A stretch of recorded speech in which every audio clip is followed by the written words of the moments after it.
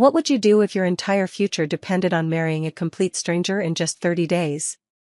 For billionaire Nathaniel Hayes, that was the impossible choice staring him down. At 34 years old, he had everything most people only dream of: a global tech empire, private jets, and more money than he could ever spend. But none of it mattered, because a single line buried in his grandfather's will threatened to take it all away. Unless Nathaniel got married before his 35th birthday, his fortune would vanish overnight. The world saw him as a ruthless tycoon, too cold and too calculated to ever fall in love. And maybe they were right. But when desperation met destiny, the woman who would change everything wasn't a model, an heiress, or a socialite. She was the building's housekeeper, struggling to save her little girl's life. And what started as nothing more than a cold business deal soon became the one thing Nathaniel never thought he'd find: real love. The news didn't come from a lawyer in a quiet office. It came crashing into Nathaniel's life like a storm. His grandfather's will had been unsealed, and buried in the fine print was one shocking condition: Nathaniel had to be legally married before his 35th birthday, or he'd lose control of Hayes Global, the multi-billion-dollar empire his family had built for generations. At first, he thought it was a joke. A billionaire forced into marriage like some outdated fairy tale? But the more he read, the more real it became. The company shares, the properties, the patents, everything would pass to distant relatives if he didn't walk down the aisle in time. The press got hold of the story almost instantly. Headlines screamed about the billionaire groom hunt, and within days, Nathaniel was swarmed. Gold diggers, influencers, and socialites lined up at every gala, desperate to play the role of his future bride. But Nathaniel wasn't a fool. He'd built his fortune by spotting liars, and all he could see were dollar signs flashing in their eyes. Every conversation felt like a trap. Every smile was rehearsed. And behind closed doors, Nathaniel's frustration boiled over. He wasn't looking for love, but he wasn't going to sell his soul for a fake marriage either. Still, the clock was ticking. 30 days until his birthday. 30 days until everything he worked for could be stolen away. But while Nathaniel obsessed over contracts and corporate survival, someone else in his building was facing a deadline of a very different kind, a deadline measured not in millions of dollars, but in heartbeats. 2 floors below Nathaniel's penthouse, life looked very different. Carmen Silva wasn't thinking about shareholders or corporate empires, she was thinking about her 8-year-old daughter, Sophia. Sophia's smile could light up a room, but behind that smile was a failing heart. Doctors had told Carmen that without surgery, her little girl's chances were slipping away.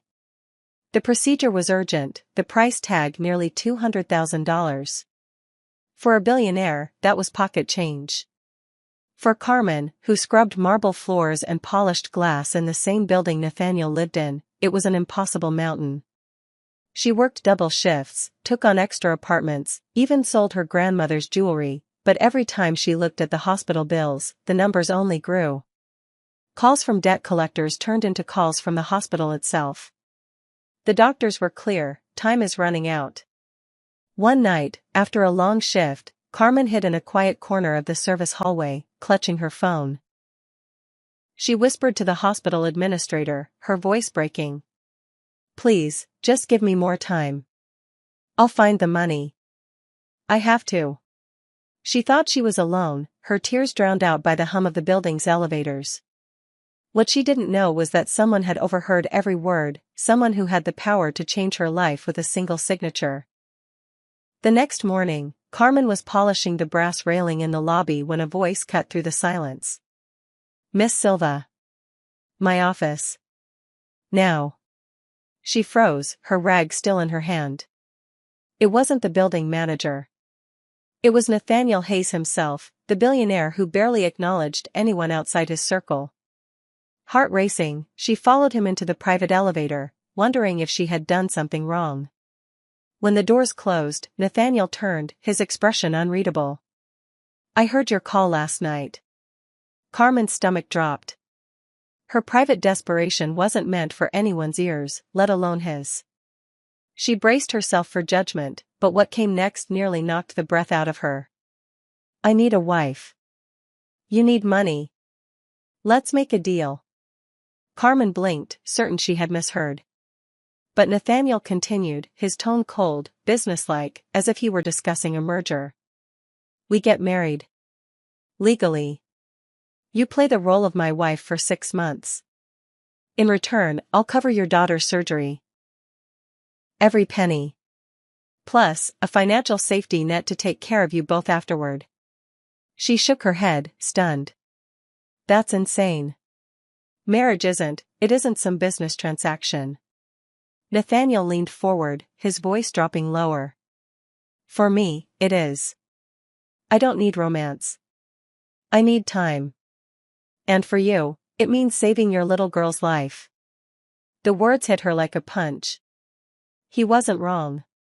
No fundraising campaign, no second job, no prayer would raise $200,000 in time. But to marry a man she barely knew? To step into a life of wealth and scrutiny, all for a contract? It felt like selling her soul.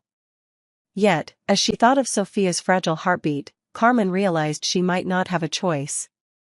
What she didn't know was that saying yes to Nathaniel Hayes would change more than her daughter's future, it would change her own in ways she could never imagine. 2 weeks later, Carmen stood in front of a county clerk, wearing a borrowed dress that wasn't even her size. There were no flowers, no music, no smiling guests. Just a fountain pen scratching across paper as she signed her name beside Nathaniel's. It was the quietest wedding anyone could imagine, and the strangest. Nathaniel slipped a ring onto her finger with the same detached focus he used in board meetings. It's just paperwork, he muttered, as if convincing himself. Carmen nodded, even though her hands trembled. But the moment she stepped into his penthouse later that night, she realized just how big the gulf between their worlds truly was. The place looked more like a palace than an apartment, floor-to-ceiling glass, marble floors that gleamed under chandelier light, and a view of the entire city glittering beneath them. Carmen had lived her whole life cleaning homes like this, never once imagining she'd be living in one. Sophia's surgery was scheduled the next morning. True to his word, Nathaniel had arranged everything. The best doctors, the best hospital, no questions asked. Carmen stayed by her daughter's side through the long hours, praying harder than she ever had before. And when the surgeon finally came out, smiling, and said the operation was a success, she broke down in tears of gratitude. Nathaniel was there, too, silent, standing in the corner, but for the first time, Carmen noticed the faintest softness in his eyes. The real test, however, came only days later. Nathaniel needed his wife by his side at a charity gala, their first public appearance as a couple. Carmen hated the idea, but he insisted. Dressed in a sleek gown chosen by his assistant, she walked into the ballroom at his side, her heart pounding as cameras flashed. Whispers followed them through the crowd. She felt out of place, like a maid crashing a royal banquet. But then, as one socialite sneered and muttered under her breath, Nathaniel's arm tightened around Carmen's waist. Ignore them, he whispered firmly. You belong here as much as anyone. For a man who claimed this was all business, those words felt strangely personal. And that was the beginning of the blur, the moment Carmen realized pretending to be a wife might not be as simple as she thought. At first, Carmen told herself to keep her distance. This was a contract, not a marriage. She cooked meals but left them on the counter, kept her belongings tucked neatly in the guest room, and avoided lingering in Nathaniel's presence. But life inside the penthouse had a way of chipping at walls, especially his. One night, Carmen noticed the untouched plate of food she had left for him still sitting on the counter. Nathaniel had been holed up in his office for hours, buried in spreadsheets and strategy calls. Without thinking, she reheated the plate and walked in. You'll make yourself sick if you keep living like this, she said, placing the food in front of him. For a moment, Nathaniel just stared, as if no one had ever cared enough to notice, let alone act. Then, quietly, he picked up the fork and began to eat. It was the smallest gesture, but to Carmen, it felt like the first crack in his armor. Another evening, Carmen hummed a lullaby while tucking Sophia into bed. She didn't know Nathaniel was standing in the hallway, listening. Something in the way he leaned against the doorframe, not his usual rigid posture, but softer, almost vulnerable, made Carmen's chest tighten. And then came the dinner with his parents. Nathaniel's mother, elegant but sharp-tongued, wasted no time dissecting Carmen's every move. The way she held her fork, the accent in her voice, the fact that she had been a maid before becoming Mrs. Hayes. Carmen sat frozen, cheeks burning. But before she could respond, Nathaniel's voice cut across the table. Enough. His mother blinked in surprise. Nathaniel rarely challenged her. Yet here he was, defending a woman he claimed was just part of a deal. That night, as they returned to the penthouse, Carmen couldn't shake the truth. Somewhere between the signatures and the staged photos, something real was growing. Something neither of them had planned for. But just as Nathaniel's walls began to fall, Carmen was about to discover something hidden, something that would shake everything they'd built.